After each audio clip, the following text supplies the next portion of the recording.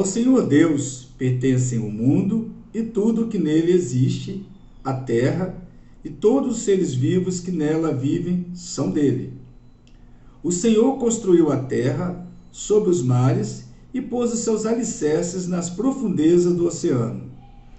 Quem tem o direito de subir o monte do Senhor? Quem pode ficar no seu santo templo? Somente aquele que é correto no agir e limpo no pensar, que não adora ídolos, nem faz promessas falsas. O Senhor Deus o abençoará, o salvará e o declarará inocente no julgamento. São assim as pessoas que adoram o Senhor, que prestam culto ao Deus de Jacó.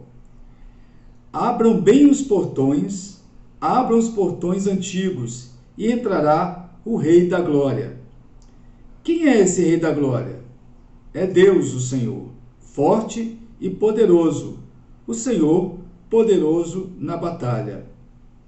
Abram bem os portões, abram os portões antigos, e entrará o Rei da Glória. Quem é esse Rei da Glória? É Deus, o Senhor Todo-Poderoso. Ele é o Rei da Glória.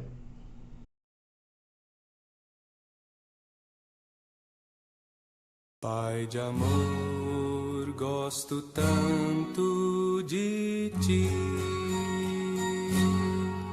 Pai de amor, gosto tanto de ti. Te amo, te quero e prostrado te adoro. Pai de amor, gosto tanto de ti. Meu Jesus amoroso, tu és. Meu Jesus amoroso, tu és. Minha alma já limpaste, o Espírito enviaste. Meu Jesus amoroso, tu és. Santo Espírito Consolador, Santo Espírito Consolador,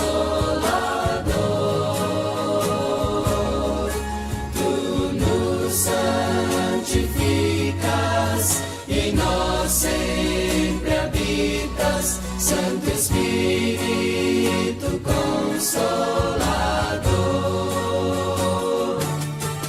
Pai de amor, gosto tanto de ti. Pai de amor, gosto tanto de ti. Te amo, te quero e prostrado te adoro. Pai de amor, gosto tanto de ti. Meu Jesus amoroso, tu és.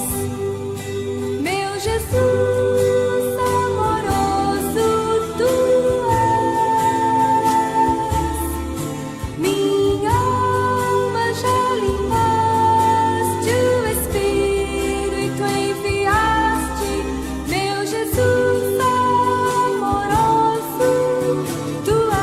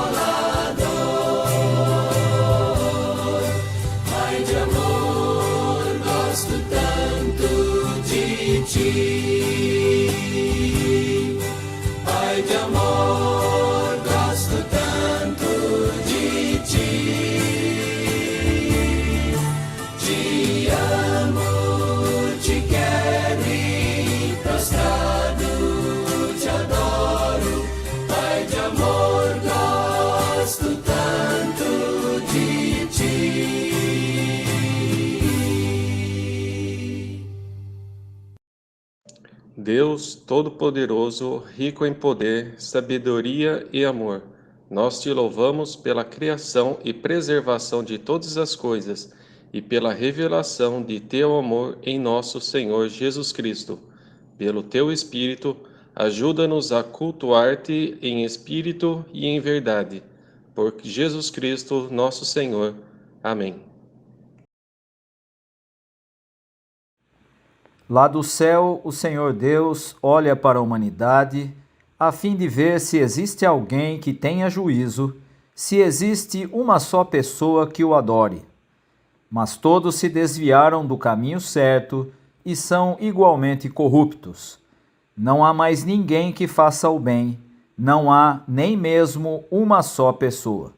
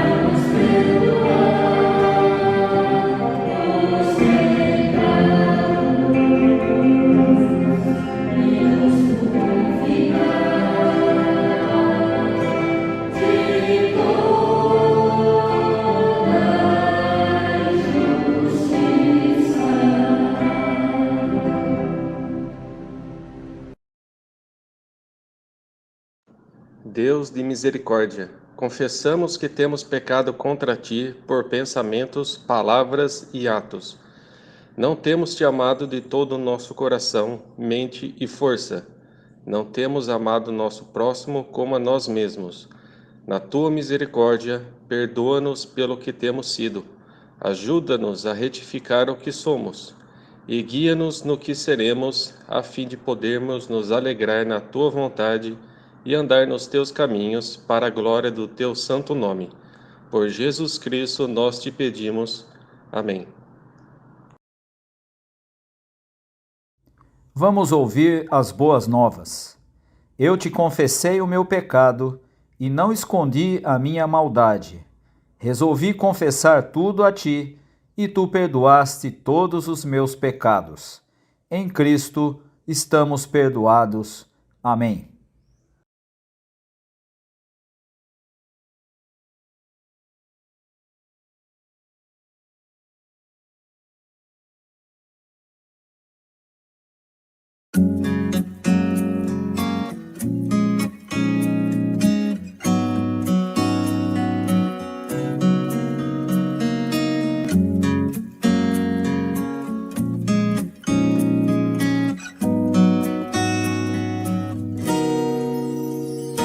Jesus Cristo mudou meu viver.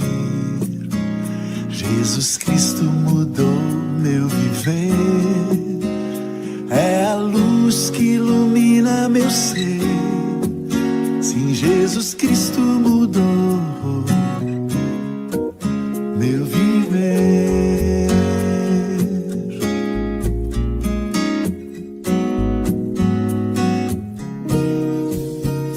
Diferente hoje é o meu coração. Diferente hoje é o meu coração.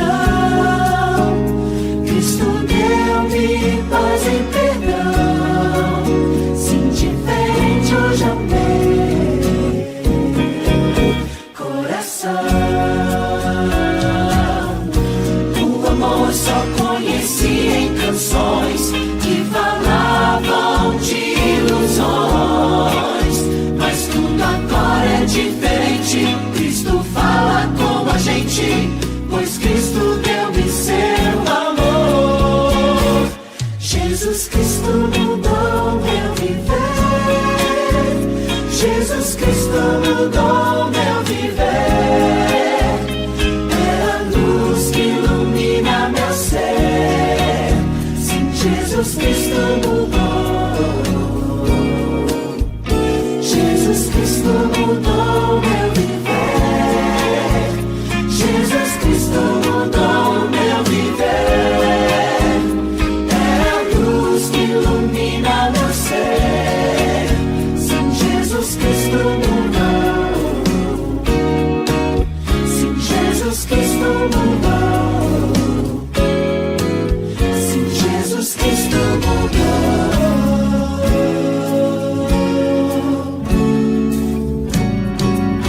Meu viver.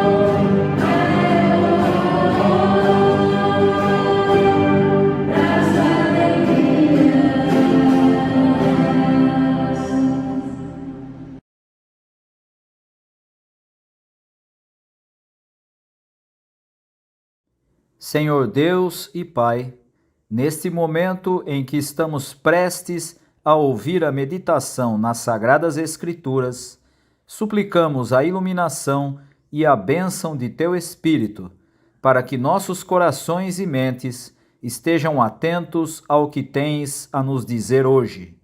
Por Jesus Cristo, nosso Senhor, é que pedimos. Amém.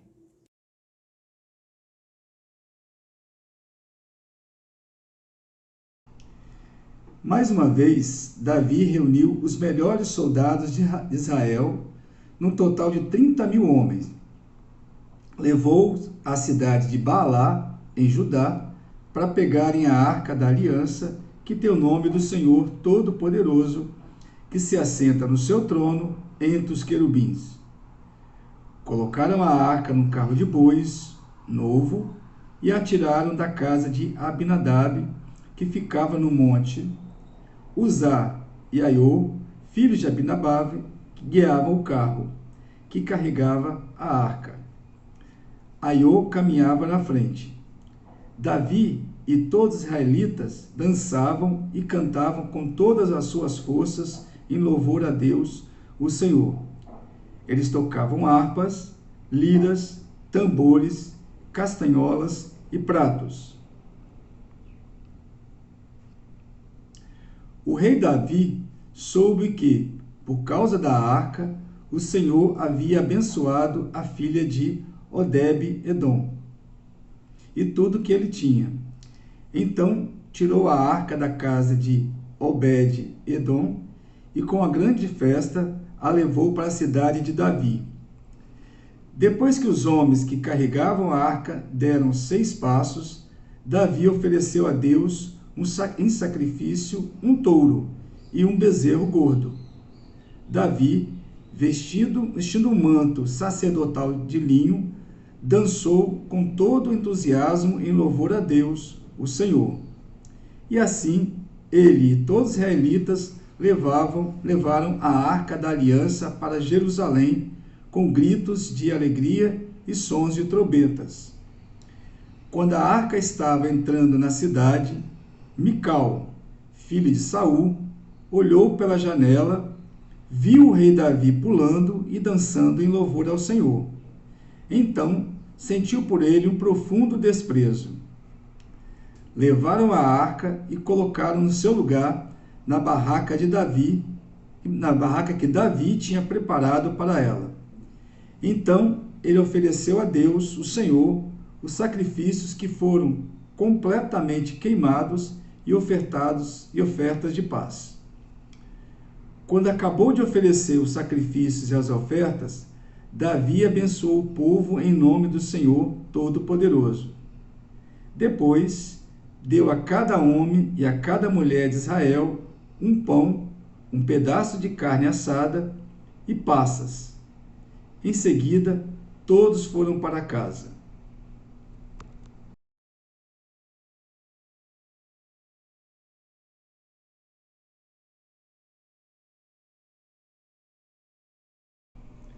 Agradeçamos a Deus e Pai do nosso Senhor Jesus Cristo, pois Ele nos tem abençoado por estarmos unidos com Cristo, dando-nos todos os dons espirituais do mundo celestial.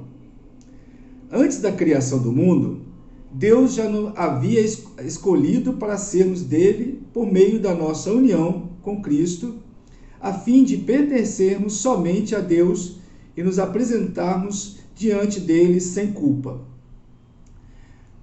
Por causa do seu amor por nós, Deus já havia resolvido que nos tornaria seus filhos, por meio de Jesus Cristo, pois este era o seu prazer e a sua vontade.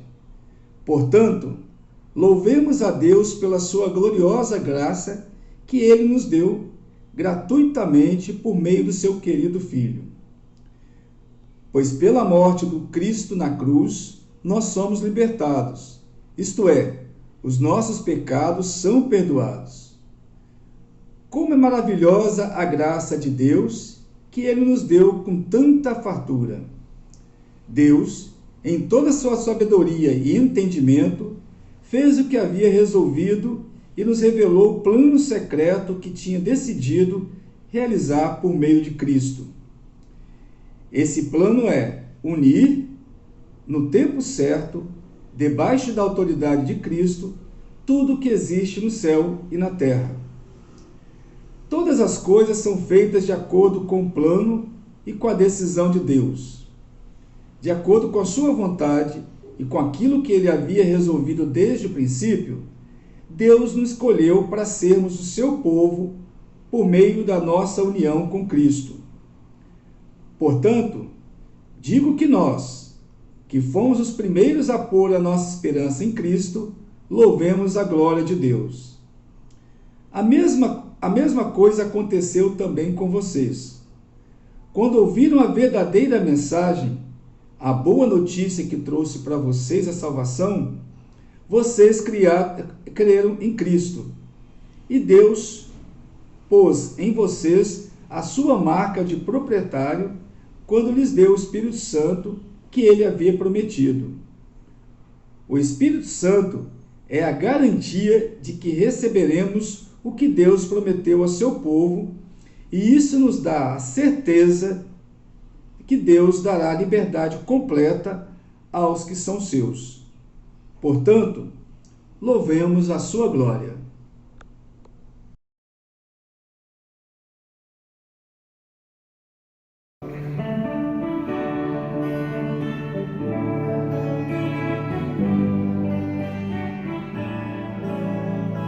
Disse Jesus,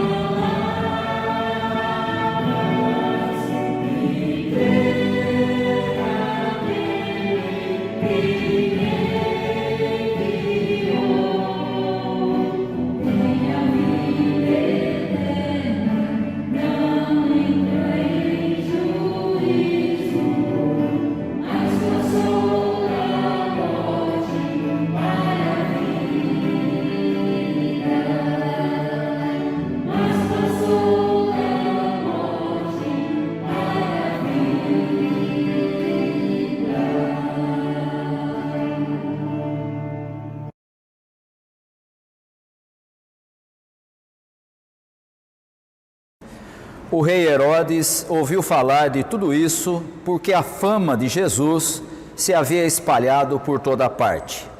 Alguns diziam: esse homem é João Batista, que foi ressuscitado. Por isso, esse homem tem poder para fazer milagres. Outros diziam que ele era Elias, mas alguns afirmavam: ele é profeta, como um daqueles profetas antigos. Quando Herodes ouviu isso, disse: ele é João Batista. Eu mandei cortar a cabeça dele e agora ele foi ressuscitado. Pois tinha sido Herodes mesmo quem havia mandado prender João, amarrar as suas mãos e jogá-lo na cadeia. Ele havia feito isso por causa de Herodias, com quem havia casado, embora ela fosse esposa do seu irmão Filipe. Por isso, João tinha dito muitas vezes a Herodes: pela nossa lei, você é proibido de casar com a esposa do seu irmão. Herodias estava furiosa com João e queria matá-lo, mas não podia, porque Herodes tinha medo dele, pois sabia que ele era um homem bom e dedicado a Deus. Por isso, Herodes protegia João. E quando o ouvia falar, ficava sem saber o que fazer, mas mesmo assim gostava de escutá-lo. Porém, no dia do aniversário de Herodes, apareceu a ocasião que Herodias estava esperando. Nesse dia, Herodes deu um banquete para as pessoas importantes do seu governo, altos funcionários, chefes militares e autoridades da Galileia. Durante o banquete, a filha de Herodias entrou no salão e dançou. Herodes e os seus convidados gostaram muito da dança. Então o rei disse à moça: peça o que quiser e eu lhe darei. E jurou: prometo que darei o que você pedir, mesmo que seja a metade do meu reino. Ela foi perguntar à sua mãe o que devia pedir, e a mãe respondeu: peça a cabeça de João Batista. No mesmo instante, a moça voltou depressa aonde estava o rei e pediu: quero a cabeça de João Batista num prato agora mesmo. Herodes ficou muito triste, mas por causa do juramento que havia feito na frente dos convidados, não pôde deixar de atender o pedido da moça. Mandou imediatamente um soldado da guarda trazer a cabeça de João. O soldado foi à cadeia, cortou a cabeça de João, pôs num prato e deu à moça. E ela a entregou à sua mãe.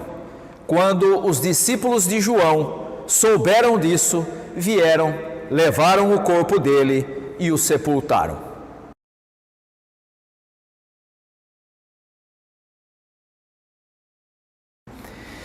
O texto da nossa reflexão de hoje está diretamente ligado ao que vem no capítulo anterior, no capítulo 5 do Evangelho de Marcos, e apresenta uma novidade. Se você voltar no capítulo 5, você vai perceber que os discípulos, quando se referem a Jesus, quando falam quem é esse Jesus, eles ficam principalmente admirados das suas curas. Se você voltar no capítulo anterior, você vai encontrar Jesus curando pessoas, inclusive ressuscitando a filha de Jairo. Mas também, no capítulo 5, nós encontramos os gerazenos pedindo que Jesus vá embora da cidade depois dele ter curado ou ter expulsado o demônio de uma pessoa muito conhecida na cidade. E aí então, quando chega no começo do capítulo 6, que é o capítulo que nós lemos hoje, nós vamos encontrar Jesus presente na cidade em que ele foi criado, em Nazaré. E os nazarenos vão dizer: não é esse o filho do carpinteiro? Não é esse aquele sujeito que nós conhecemos a família e alguém que está envolvido aqui com um trabalho manual, como é o caso de um artesão, como é o caso de um carpinteiro? Então nós temos, nessa sequência do capítulo 5 e agora no capítulo 6, visões diferentes a respeito de quem é esse Jesus. A dos discípulos, a dos gerazenos e a dos nazarenos. No texto de hoje, nós encontramos como é que Herodes, a autoridade, rei em Israel, vai entender quem é Jesus. É preciso perceber, logo de início, que a fama de Jesus começou a se espalhar e chegou ao conhecimento de Herodes. E ele então queria saber quem era aquele homem, e inicialmente o texto nos afirma que ele achou que era João Batista ressuscitado. O próprio texto de hoje afirma que uns acharam que ele era Elias ou um outro profeta, enquanto o pessoal de Nazaré achava que ele era só um artesão iletrado e um dos conterrâneos deles.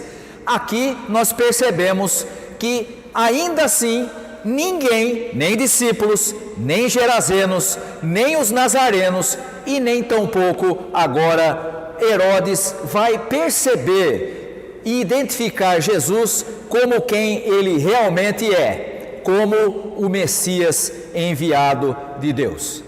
E aqui no texto então, Marcos aproveita o comentário de Herodes para contar em retrospectiva a morte de João Batista. Ou seja, o que Marcos conta agora aqui é algo que já aconteceu e que ele aproveita para relembrar. Nós somos informados no texto que João foi preso a mando de Herodes por causa de Herodias, que tinha sido casada com o irmão de Herodes e agora era a sua mulher. Ela queria se livrar de João porque João apontava para a situação irregular do seu casamento com Herodes, mas não podia fazer nada porque Herodes, o texto de hoje afirma, tinha medo ou algum tipo de respeito por João, por ele ser entendido como um homem de Deus. A história é contada nesse capítulo por Marcos com maestria e o enredo vai se desenrolando com a descrição do evento em que aparece a oportunidade que Herodias tanto esperava. O aniversário de Herodes, com a presença de pessoas consideradas importantes naquela corte, altos funcionários, chefes militares e autoridades. Veja que aqui nós temos uma diferença muito grande entre a compreensão da corte, do rei Herodes e do reino proclamado por Jesus Cristo. Enquanto no reino de Deus o maior é o que serve, na corte de Herodes, maiorais são os magnatas, os comandantes e as grandes personalidades. Gente que se acha no direito de ser servida e não aceitaria servir, pois isso era coisa de pessoas inferiores. A princesa, filha de Herodias, aparece então na história e faz o papel de uma dançarina. E com a sua dança ela encanta a todos, inclusive o próprio Herodes, que faz uma promessa bastante exagerada, de que daria metade do seu reino se ela pedisse. Veja que essa atitude de Herodes, de parecer alguém magnânimo, alguém desprendido, diante daqueles convidados tão importantes da sua corte, era uma forma de mostrar a sua grandeza, como ele era alguém desprendido, importante e como ele era alguém a ser admirado. Herodias então aproveita a chance de se livrar de João Batista, que era considerado o homem de Deus e que apontava para o seu pecado, fazendo a filha pedir a cabeça de João Batista para Herodes. É interessante que essa expressão, pedir a cabeça de João Batista, acabou se tornando uma expressão consagrada e hoje é usada com frequência quando se quer livrar a pessoa ou livrar alguém de outro, né? Você pede a cabeça e a pessoa tem que ser mandada embora, ou tem que ser dispensada, ou tem que ser descartada. A expressão que hoje é tão comum vem justamente desse texto. E aqui nós percebemos que entre a sua estima por João Batista, a estima de Herodes por João Batista, e a sua promessa diante de pessoas importantes, Herodes escolhe agradar os seus convidados. E veja que uma promessa que resultasse em um crime, como era o caso agora da morte de João, não precisava ser mantida. Herodes podia simplesmente dizer: olha, eu não posso manter a minha promessa porque eu estaria cometendo um crime. Podia ser uma promessa facilmente rejeitada, mas o texto nos informa que Herodes cede aos compromissos da corte e manda cortar a cabeça de João. E essa é sempre a realidade de quem tem de dividir a sua lealdade entre o que é certo e o que é conveniente. É preciso percebermos nesse texto que os poderosos sempre tendem a ficar com o que é conveniente. Era assim na época de Jesus, continua assim na nossa época.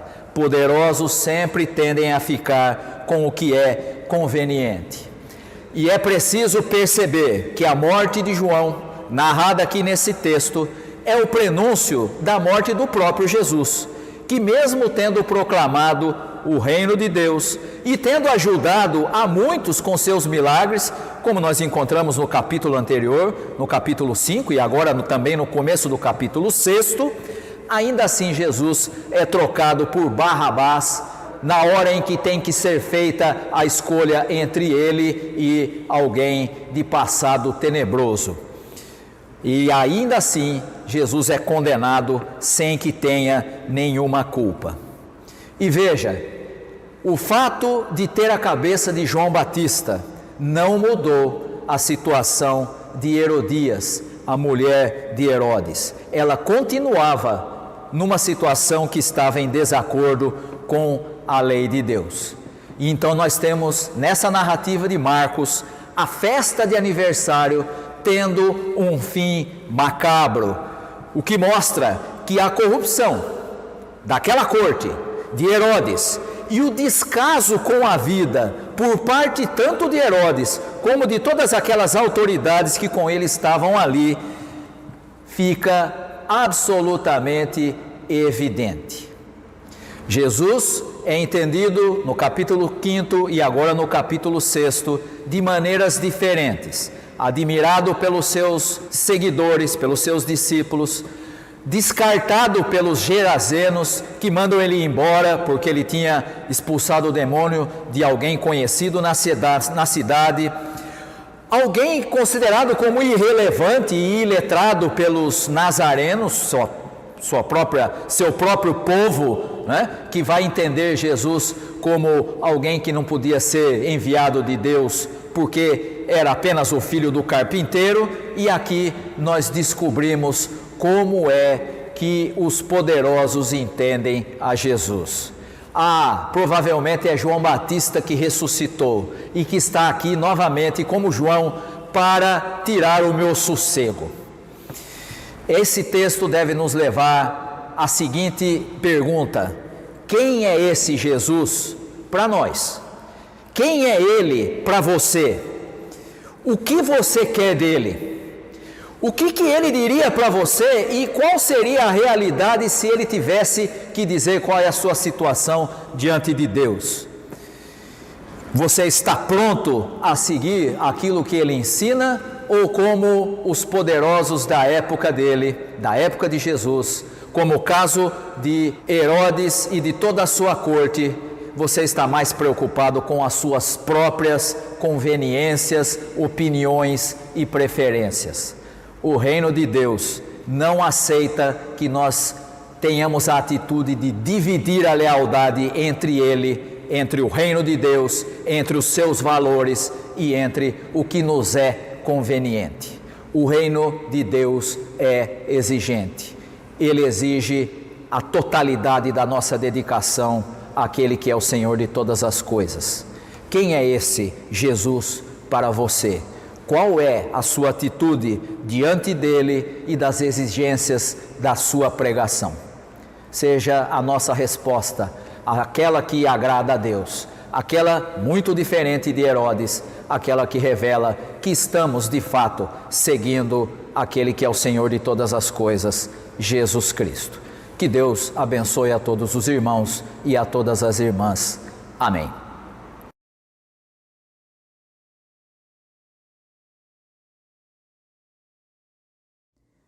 Creio no Deus vivo, Pai e Mãe de toda a humanidade, que cria e sustenta o universo em poder e amor.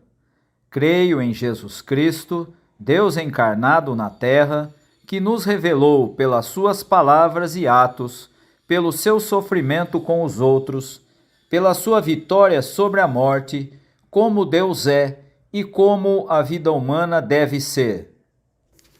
Creio que o Espírito de Deus está conosco agora e sempre, e que podemos experimentá-lo na oração, no perdão, na palavra, nos sacramentos, na comunhão da Igreja e em tudo o que fazemos.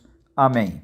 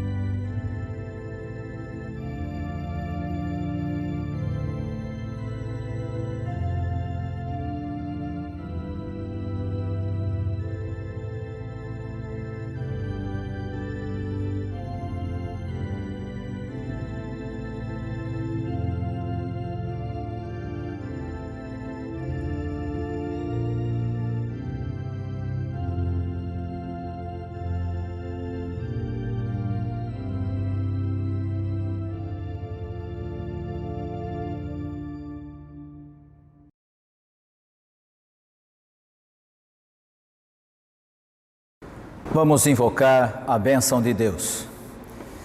E que a graça do nosso Senhor e Salvador Jesus Cristo, o amor de Deus, o nosso Pai, o ensino e as consolações do Espírito Santo estejam convosco, irmãos, hoje e para todo sempre. Amém.